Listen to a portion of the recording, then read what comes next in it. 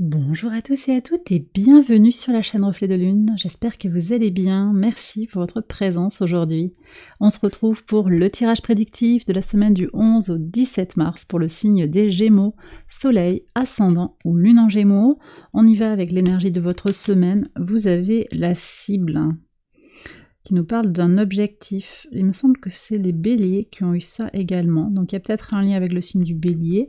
Vous êtes focalisé sur cette semaine, sur vos objectifs, ce qui est important pour vous. Focalisé sur vraiment un aboutissement peut-être, oui, une finalité dans une situation.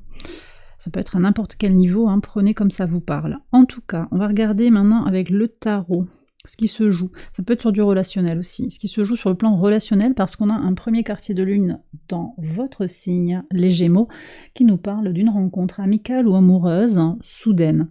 Alors ça peut être une rencontre, ça peut être des retrouvailles, quelqu'un que vous découvrez, quelqu'un qui revient dans votre vie, quelqu'un du passé. C'est inattendu. Ça peut être aussi sur le plan professionnel, hein, c'est pas que amical et sentimental. On va voir en tout cas là le message du tarot pour voir quelles énergies cette rencontre potentielle peut amener dans votre vie. Le 4 d'épée, ici ça nous parle d'apaisement, de trouver une certaine sérénité. Donc vous allez peut-être revoir quelqu'un qui vous met d'une certaine manière en pause, positive, en paix avec vous-même. Et intellectuellement aussi, hein, c'est un 4. 4 d'épée, paix de l'esprit. Bon, vous me direz si ça vous parle, et puis on va regarder le message sur le dimanche. Mais je commence par le lundi 11. Victoire sur des incertitudes. 6 de bâton.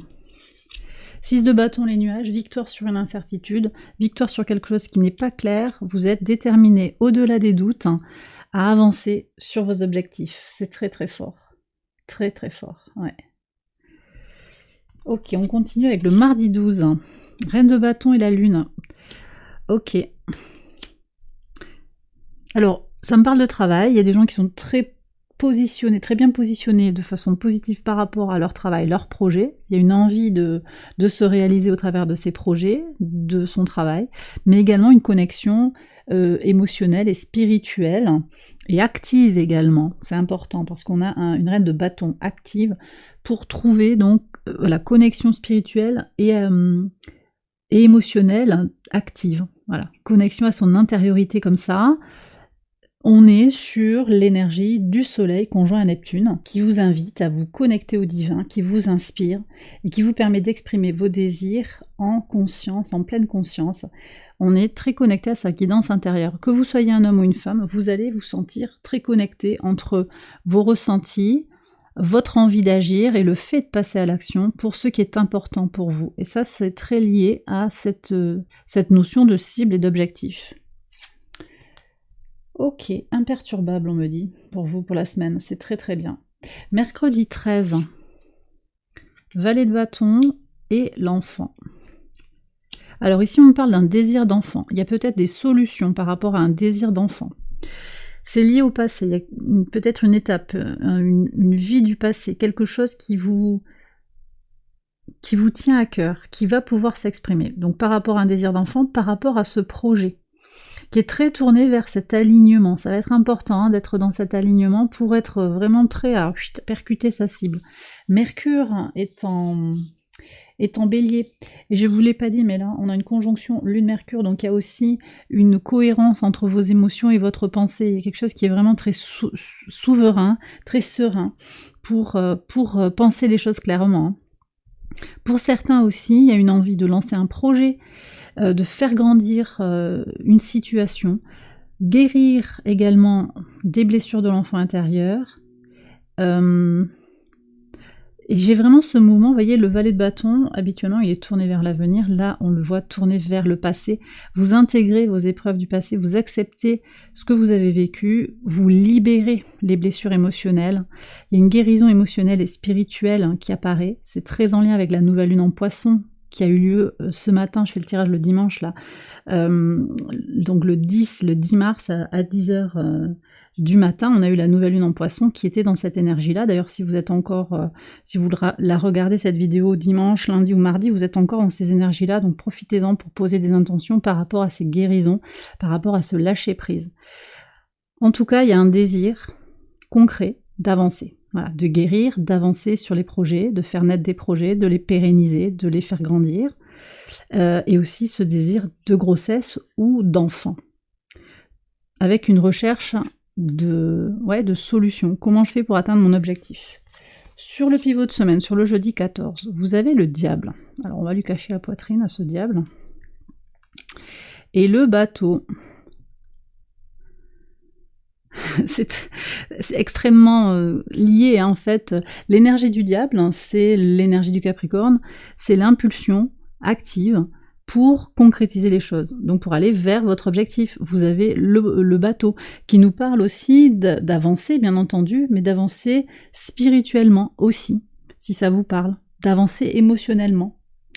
Donc on a cette connexion entre le concret et l'abstrait, l'enracinement et l'éveil spirituel. Il y a quelque chose encore une fois qui est aligné, mais qui est aussi très pragmatique. C'est-à-dire que vous êtes déterminé à vous sentir mieux, vous êtes déterminé à faire marcher vos projets et à positiver ce qu'il y a dans votre vie en fait. Voilà. Et ça ressort très clairement au travers des cartes. Et bon, c'est une belle semaine qui se dessine, hein, franchement. Très très belle semaine. Ouais. On continue avec le vendredi 15. Ah, alors, je me disais quand même, il y a le 4 d'épée qui dit qu'il va y avoir une pause. On l'a, la pause, là.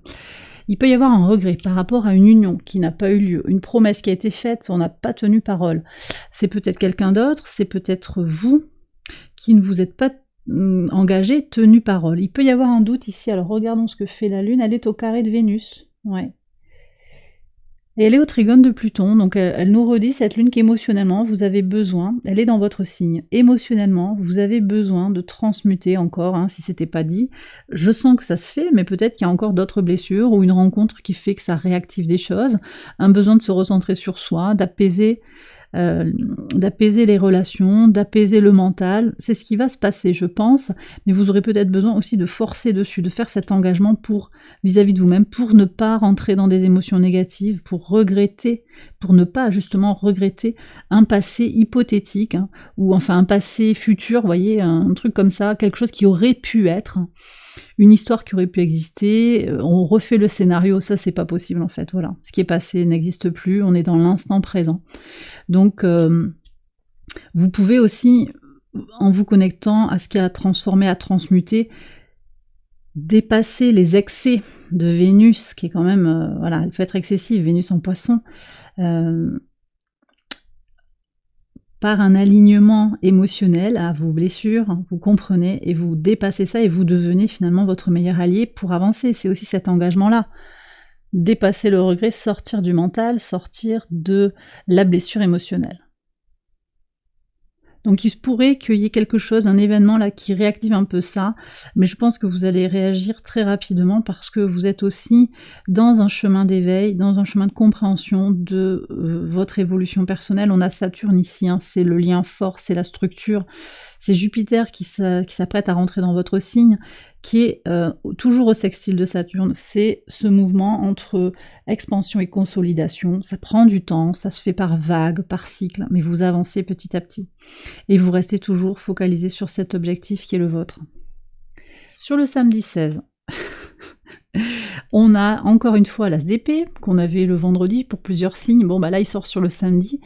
Une nouvelle idée pour faire un choix. Vous êtes à la croisée des chemins. Vous laissez entrer dans votre vie de nouvelles idées, de nouveaux concepts par rapport à quelque chose. Ça peut être par rapport à cette idée de grossesse, ça peut être par rapport à votre intériorité, par rapport à ce que vous avez à faire pour avancer. En tout cas, il y a potentiellement un choix, une décision à prendre. Et vous avez, je pense, les idées claires pour avancer. Mais vous les aurez, les idées claires, à partir du moment où vous allez vraiment être dans votre centre, hein, parce qu'on a un carré Lune-Saturne, hein, sur le samedi, donc c'est important. C'est important de ne pas prendre des décisions dans un état émotionnel négatif. Tristesse, colère. Hein. Enfin, négatif. La tristesse, c'est pas forcément négatif, mais disons que si on prend une décision c'est ok d'exprimer sa tristesse, mais c'est peut-être pas l'état émotionnel le plus favorable pour prendre une décision claire. Il faut prendre le temps de laisser retomber aussi les émotions pour retrouver son apaisement et prendre des décisions en conscience et pas sous le coup des émotions. D'ailleurs, même la jubilation, c'est pas non plus la joie, le bonheur, c'est pas forcément le trop grand enthousiasme. Mais attention à Vénus en Poisson qui entre ici, ça peut apporter beaucoup d'enthousiasme et on peut se voir un petit peu plus en grand que dans la réalité. Et donc du coup, là aussi, attention à l'excès d'enthousiasme. C'est de façon générale, je ne parle pas spécialement pour vous, mais c'est ce que je reçois ici sur ces messages-là. Alors on regarde ce qu'il y a sur cette rencontre potentielle, en tout cas sur votre dimanche. Ah oui, mais il y a de l'amour ici, il y a une question d'amour. Et une question de choix aussi.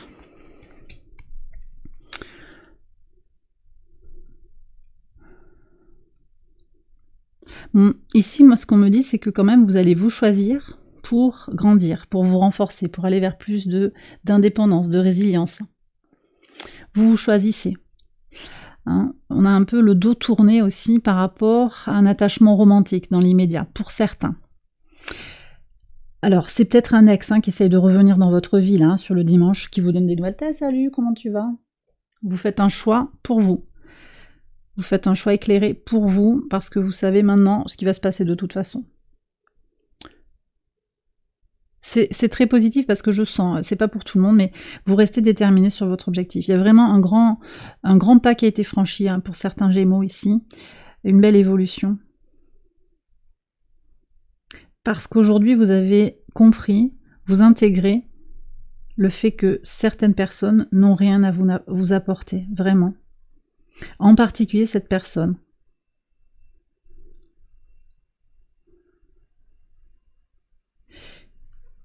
Pour d'autres, on me parle quand même aussi d'une rencontre de quelqu'un qui va être en miroir par rapport à vous.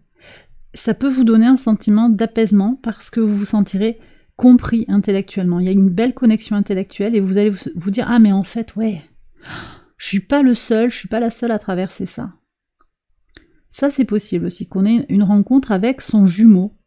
Alors, est-ce que... ça c'est exceptionnel, mais est-ce que c'est une rencontre...